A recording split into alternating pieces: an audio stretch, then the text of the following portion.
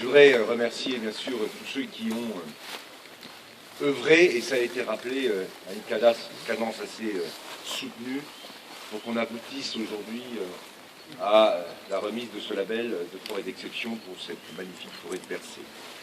Ça a été rappelé, il y a eu un moment où tout le monde a dû s'endormir un peu. On s'est laissé bercer en fait. Et il a fallu réactiver le processus. Une déesse est arrivée, une fée peut-être, elle a traversé les bois, elle s'est arrêtée, elle s'est dit, ils sont tellement beaux ces chênes, tellement hauts, il faut que nous fassions quelque chose. Le petit Romain a dû l'accompagner quelque part, je ne sais plus où il est, le petit Romain, alors qu'on est dans la forêt des Carnutes, vous voyez en plus la symbolique qu'il y a dans tous ces éléments qu'on ajoute les uns aux autres. Mais c'est d'abord du travail, c'est une volonté, c'est aussi de reconnaissance. Je voudrais aussi remercier ceux qui sont des utilisateurs des chênes de Bercé, parce que c'est important. Vous l'avez rappelé avec le cognac Martel et tous les tonneliers, alors je n'ai pas retenu le nom, mais ça me reviendra. Et puis, j'avais dit à l'époque, quand on était venu au mois d'octobre, que les vins de Bordeaux, qui utilisent aussi ces chênes, compte tenu de leur notoriété, un tout petit peu plus grande que celle du Janière, mais nous sommes en train d'accélérer aussi, et il y aura bien une fée qui viendra faire en sorte que Janière finisse pratiquement par arriver à la même notoriété que Bordeaux, mais je crois qu'il y a encore un peu de temps. Mais je vais vous présenter Bernard Farge, qui est le président de la CNAOT, et qui est en même temps le président des vins d'appellation d'origine au niveau européen, et qui est venu aujourd'hui, puisque je lui avais demandé, mais j'avais un peu oublié et je l'ai prévu très tard, il a fait l'effort de venir et je le remercie vraiment. Parce qu'après, derrière Bordeaux, derrière Cognac, derrière les grands vins, derrière le Janière, il y a aussi l'utilisation des bois de Bercé et du chêne de Bercé. C'est ça l'enjeu. C'est tout le sujet de la forêt et de sa multifonctionnalité. Il faut la prendre dans son ensemble, dans sa dimension bien sûr environnementale, stockage de carbone, production d'oxygène, gestion de l'eau, protection des sols. La forêt, c'est un enjeu environnemental. C'est un enjeu aussi de loisirs.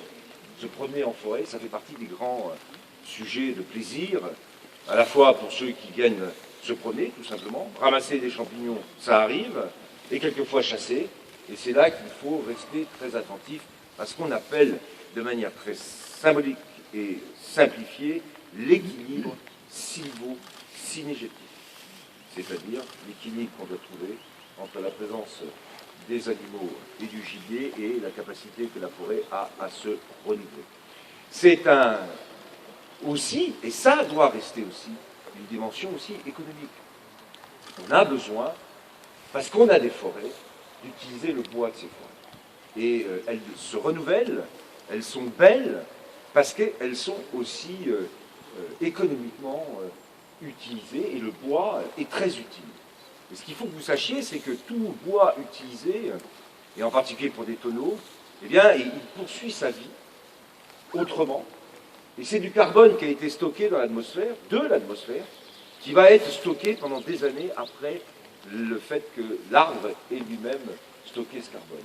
Et c'est pourquoi, dans la forêt, la dimension environnementale, la dimension sociale et de loisirs et la dimension économique doivent être toujours rappelées. Les trois. J'ai souvent des discussions et des débats qui ne sont pas toujours faciles. Pourquoi on coupe des arbres?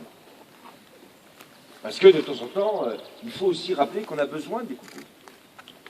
Elles sont d'autant plus, elles stockent d'autant plus de carbone, mais il faudrait que justement, on a des arbres qui sont en renouvellement permanent, en croissance permanente.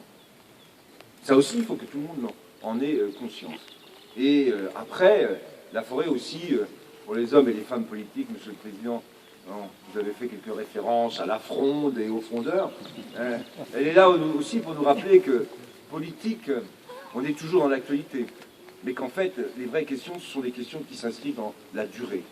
La forêt, elle est là pour rappeler qu'un choix d'aujourd'hui, ça a des conséquences dans 40, 50 ans, et quelquefois encore plus, puisque ici, à Bercé, on a dépassé les 200 ans.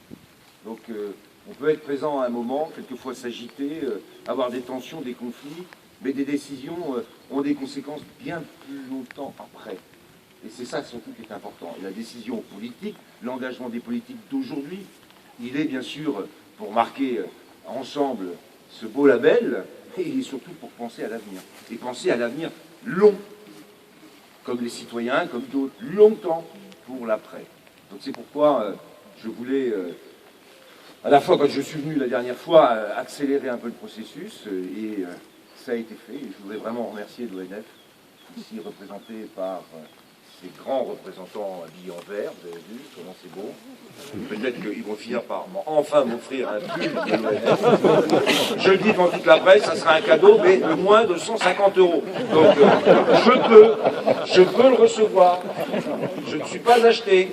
Et je suis là surtout pour défendre ce bel office qui travaille bien sûr dans toutes les forêts publiques, à qui il y a eu aussi des moments difficiles, et qui aujourd'hui je le pense aussi retrouver retrouver son dynamisme, sa volonté de s'inscrire dans l'avenir.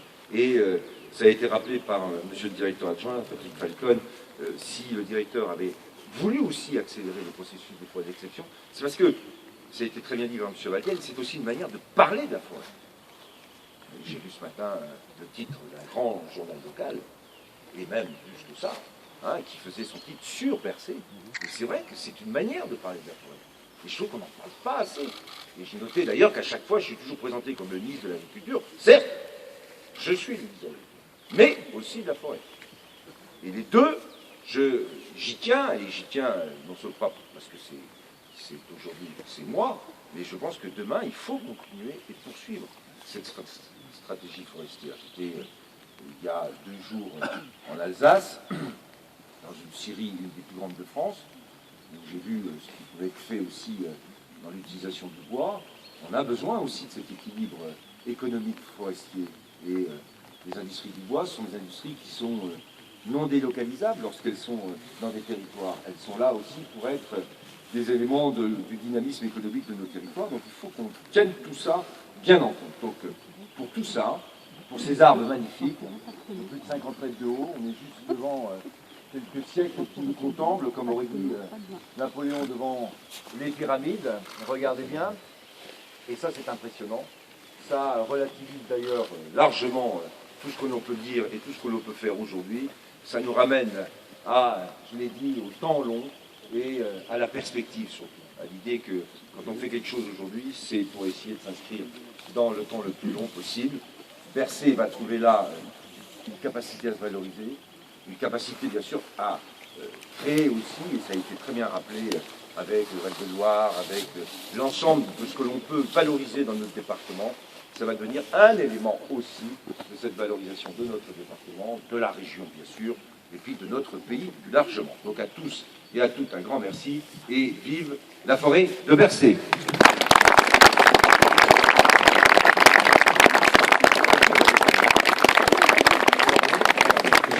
On va quand même prendre une petite photo là.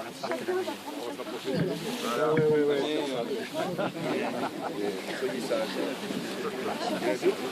Ouais, chacun. Ah d'accord. Bon alors je rentre. Ah oui. Notre fait. Marielle, je ne peux pas vous embrasser. Vous avez bien rien. Et il nous reste bien sûr les petits chemins forestiers. Ouais, voilà, c'est magnifique. Bravo. Bravo. Bravo. Bravo.